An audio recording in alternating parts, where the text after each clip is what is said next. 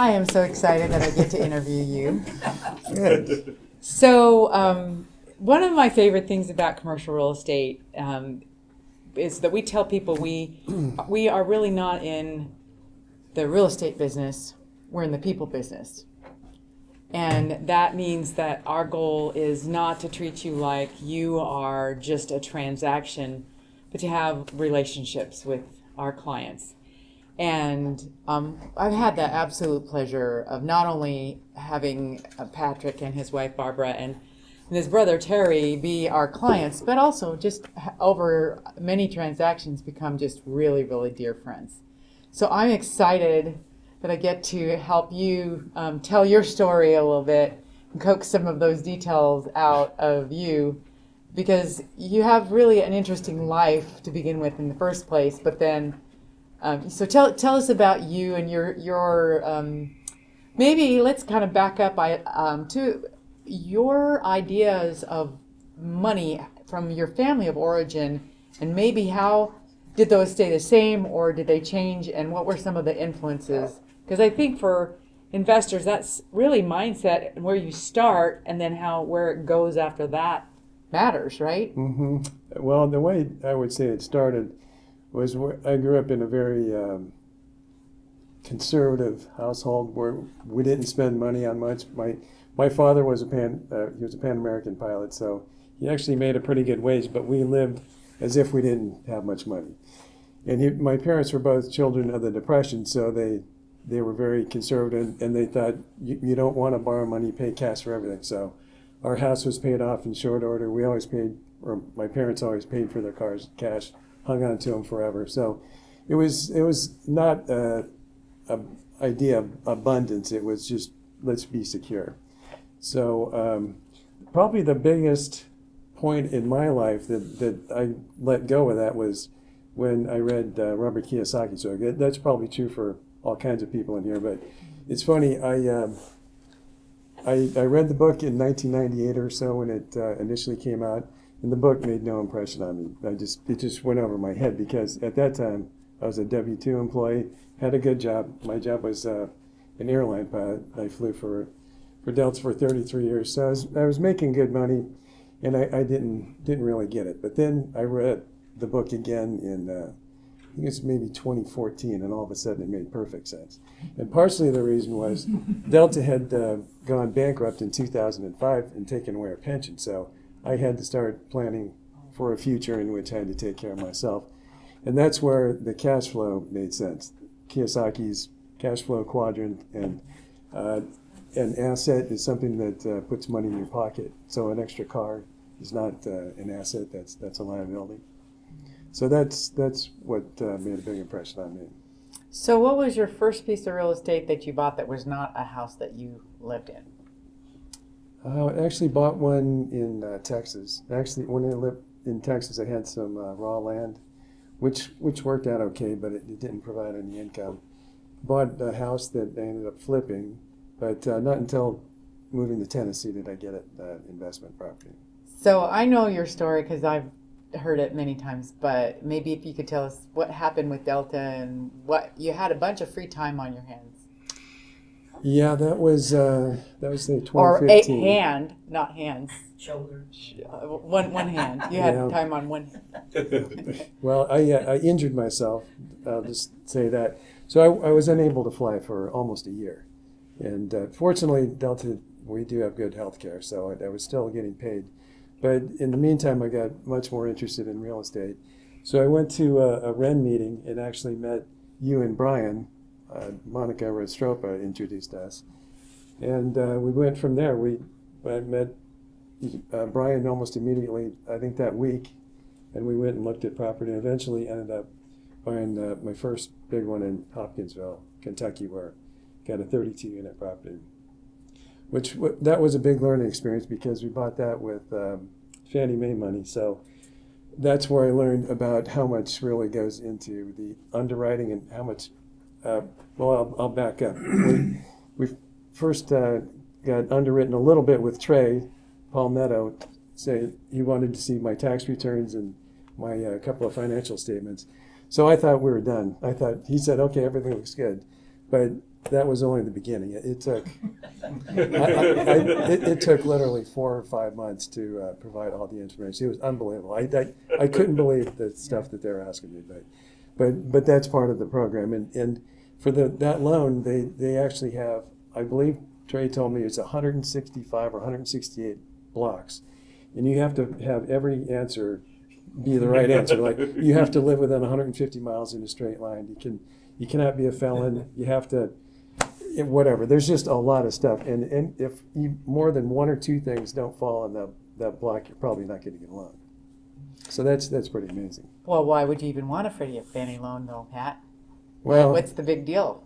Non-recourse. There you go. Yeah, that's the big reason. So, in fact, for those of you who are new, what does non-recourse mean?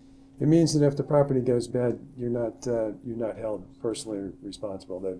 The property goes back to the lender, which is a pretty big deal. Yeah, that's a really big deal. But it's like the SBA loan, but for multifamily, and the length of time and all those steps. It's very, very lengthy. Mm-hmm. But because it is a government backed, they tend to be aggressive in rates and amortization also. So there's benefits beyond just the non-recourse. It's just you have hoop after hoop after hoop after hoop. So you got into your first property, big property. I'm sure it was just smooth sailing and you had no problems whatsoever. Yeah, exactly. Yeah. No, that property worked real well. That's true. When you do the underwriting as Fannie Mae does it, they actually make sure the property is good, and it did turn out to be a good property. It's the second one that was a little more trouble. So tell us about that one. That was one I bought not too long after the first one, but let me tell you how I got it, because this was part of my education. I didn't originally know what a 1031 like kind exchange was. Is there anyone here that doesn't know what that is? That's part of the tax code, section 1031. You can sell a piece of real estate, take your profits, say you sell it for $500,000. As long as you spend the whole $500,000, you can buy another property. Doesn't matter how much money you made on the first one, and there's no tax consequence. So you buy another property, and you can do this forever. It's been as long as you actually do the exchange. Yeah. Yes, and there's certain limits. Like, you have to identify the property within 45 days, and you have to close on the second property within 180 days. It's not 6 months; it's 180 days. But that's a phenomenal. It's a tool. Way to build wealth. Yeah. So that actually leads to one other thing that I want to mention, that my philosophy is buy, borrow, die. And the way you do that is you buy your property, you keep it long enough that it appreciates, you borrow against it, and then you die owning it, and you leave it to your heirs, and they inherit it at the stepped up cost basis, and you never pay taxes because you died owning it. It's brilliant, isn't it? Yeah.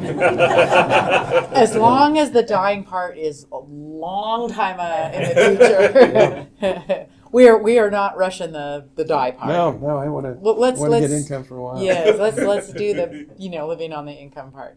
Well, and that's actually the thing that I think, watching you as you have grown in your portfolio, that you are very careful about cash flow. And it is, you do not really buy things that, like you say, that are not assets. Mm-hmm. And so I think that's really commendable. Now, I know that you have had other things that were besides multifamily. What are some of the other types of properties that you own? Because you have a diversified portfolio, and that's another thing that we like. Yeah, I do. I have 2 apartment buildings, and I ended up getting a Dollar General store because I screwed up. During the COVID event, the 45-day period got extended to 75 days to identify a property. Well, they didn't extend the 180, though, and I didn't really think about that. So, again, I had a property that I sold, and I had 1031 money, and I wanted to buy something. And so I ended up buying a Dollar General. And because that underwrites very easily, we were able to close on that within about a week. Yeah. And it's mailbox money, right? It is, and that's kind of the goal too. So when I say buy, borrow, die, I would eventually will probably sell the apartment buildings, and I would like to buy, say, a CVS, which probably gives you a bunch of mailbox money, and that would be the end goal. Just die owning a couple of CVSs. So, not having to work as hard for that cash flow, and have it go step up in basis, and so then you have that money that's coming in, and you're not having to sweat bullets every single time that people are going to be paying their rent. So you own a industrial property, and you've owned other residential type of investment property. So you've had a really a great diversified portfolio over time. It is. It's. I was thinking about that it wasn't very diversified, but in fact, I have had a lot of diversified properties. Starting with a 5 houses in a row in Columbia. That was in 2016. We started with 5 houses that I bought for $300,000. So for $60,000, I was in the market.